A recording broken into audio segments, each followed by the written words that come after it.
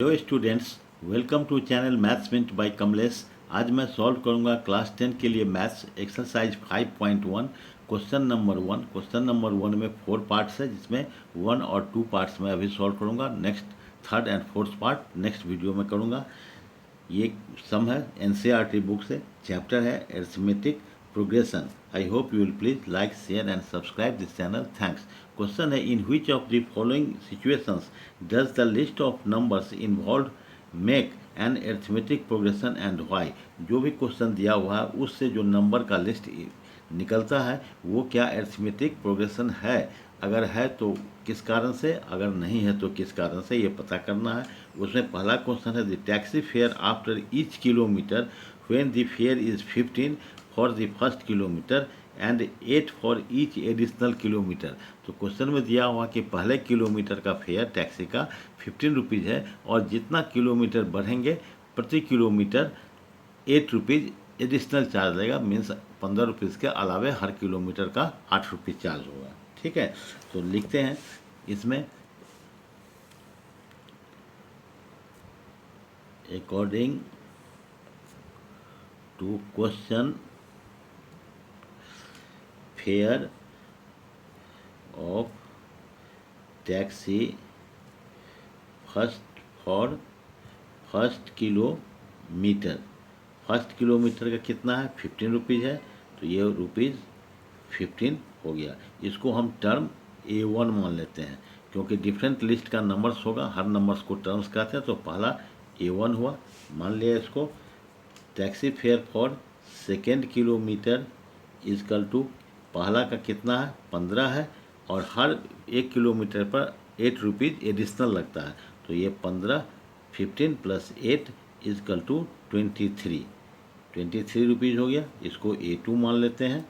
Next मान लिया, taxi fare for third kilometre, ये क्या हो जाएगा, ₹15 प्लस 8 पहला किलोमीटर, दूसरा किलोमीटर और तीसरा किलोमीटर, ये हो जाएगा ₹31। इसको A3 मान लेते हैं, थर्ड टर्म हो गया। अब है taxi fare for fourth kilometre is equal to ₹15 पहला, दूसरे का 8 ऐड कर दिया, तीसरे के लिए 8 ऐड कर दिया, चौथे के लिए 8 ऐड कर दिया, तो ये हो गया ₹39। ये हो गया A4। ये 4 टर्म हो गया, पहला टर्म, दूसरा टर्म, तीसरा टर्म। अब हम जानते हैं अरिथमेटिक प्रोग्रेस में अगर दो टर्म के बीच कंटिन्यूसली कांस्टेंट डिफरेंस हो, एक ही तरह का डिफरेंस हो, तो AP होगा। अगर एक ही तरह का दो टर्म के बीच में डिफरेंस नहीं हो तो AP नहीं होगा। तो इसमें हम क्या पाते हैं, here A2 minus A1 is equal to 23 minus 15 is equal to ₹8। 8 rupees का डिफरेंस हुआ A2 A1 में, दूसरे टर्म और पहले टर्म में, और तीसरे टर्म और दूसरे टर्म में A3 A2 में। तो ये हो जाएगा 3 कितना है, A3 मेरा 31 है, माइनस A2 कितना है, 23 है, तो 23 डाल दिया, तो ये रुपीज़, ये भी 31 में से 23 गया, ये भी ₹8 हो गया।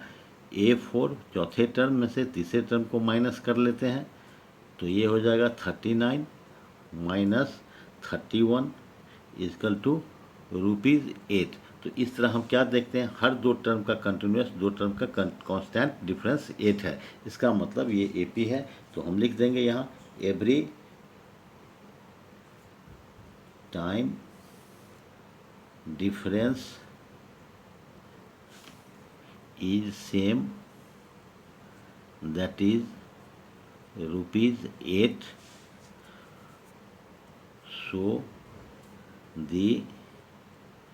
so this forms an AP।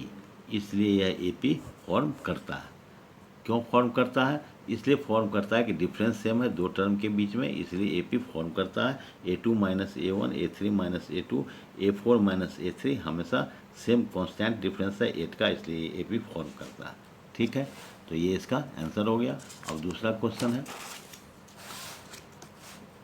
यही क्वेश्चन है, the amount of air present in cylinder when a vacuum pump removes 1/4 of the air remaining in the cylinder eight A time.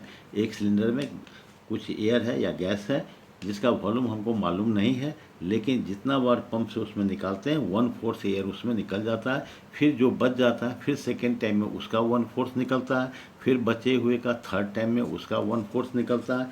तो क्या कहता है, ये सिचुएशन जो है वो अरिथमेटिक प्रोग्रेशन को कंप्लाई करता है या नहीं, ये देखना है। तो लिख देंगे आंसर में,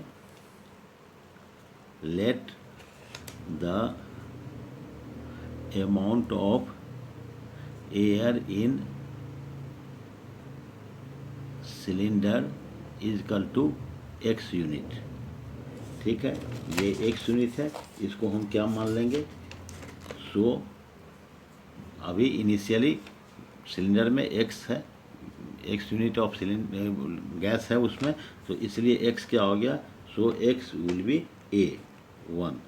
ठीक है, फर्स्ट टर्म हो गया ये, क्योंकि गैस अभी सिलेंडर जितना भी गैस है वो अभी उसमें कुछ किया गया नहीं है, तो इनिशियली ये A1 है। ठीक है, after removal of gas first time अगर रिमूव करते हैं तो कितना निकल जाएगा, उसमें से x का 1/4 निकल जाएगा।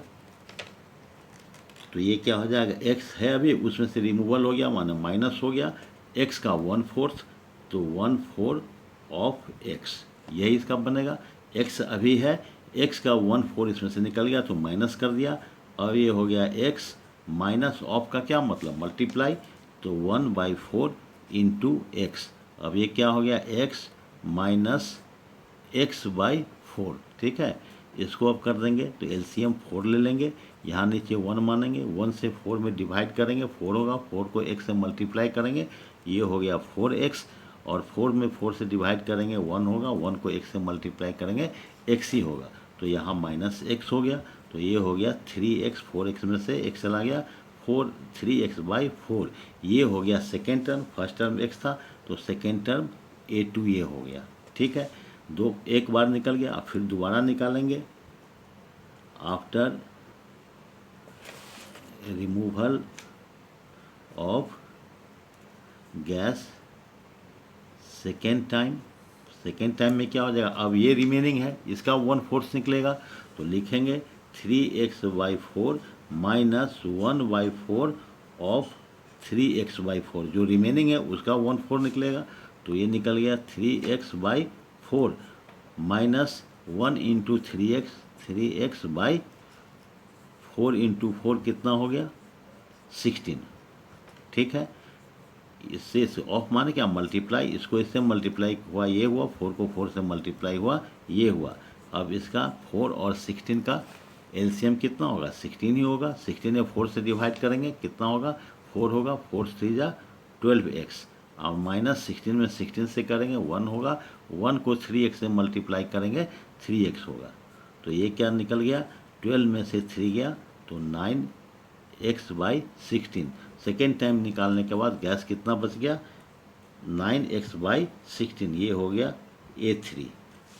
अब लिखेंगे आफ्टर रिमूवल ऑफ गैस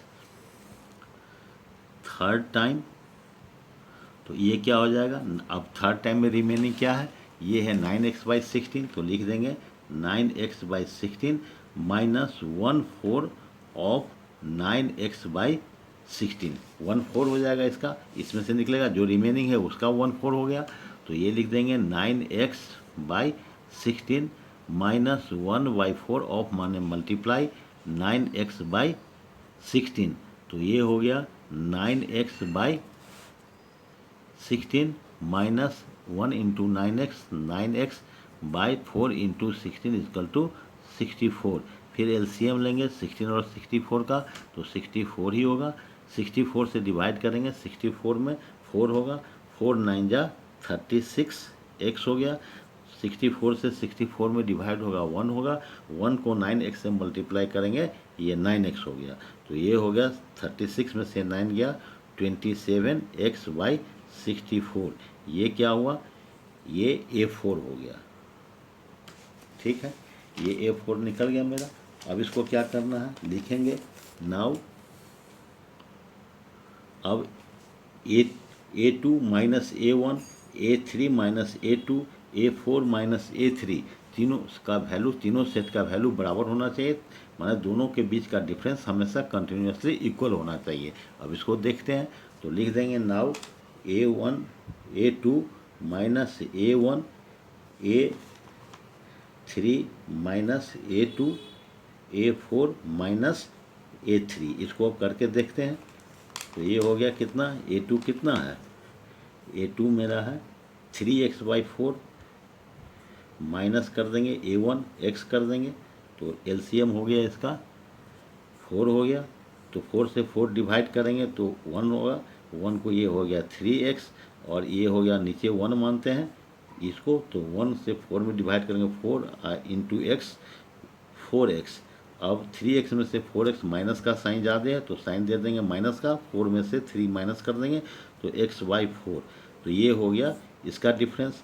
अब फिर देखते हैं A3 कितना है मेरा, A3 है 9x/16, तो 9x/16 माइनस A2 कितना था, A2 था 3x/4, यहाँ है 3x/4, तो 3x/4 माइनस कर दिया, इसका हो गया 16, ये हो गया 16 में 16 से डिवाइड करेंगे तो 1 हुआ, तो ये 9x हो जाएगा यहाँ, और ये माइनस हो जाएगा 4 डिवाइड करने पर, 4 से जा 12, तो ये कितना हो गया 12x में से 9x गया तो 3x, ये माइनस का साइन ज़्यादा है तो माइनस का साइन डालेंगे 3x/4, ये डिफरेंस हो गया।